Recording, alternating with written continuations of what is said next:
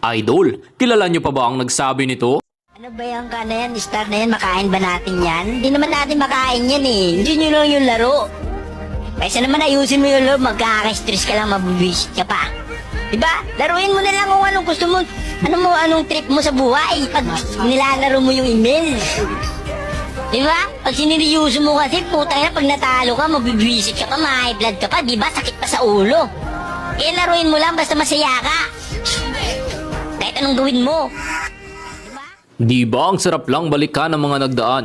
Yung tipong gusto mo ring gawin ang kanyang mga kalokohan. Kaya sa Laila Tank at Estes na marksman, sa kanya mo yan matututunan. Pati sa Aldos niyang isang kaltok ka lang. Pati naman sa base ikay papasukan. Kaya kung tunay mo siyang kilala, magbigay ka nga ng mga linyang madalas sinasabi niya. Kaya si Cecilion wala pa rin sinabi, hindi ka ba nagsisisi sa gusyon mong kampe? Kaya halika, may ibibigay ako sa isang ultiko panigurado.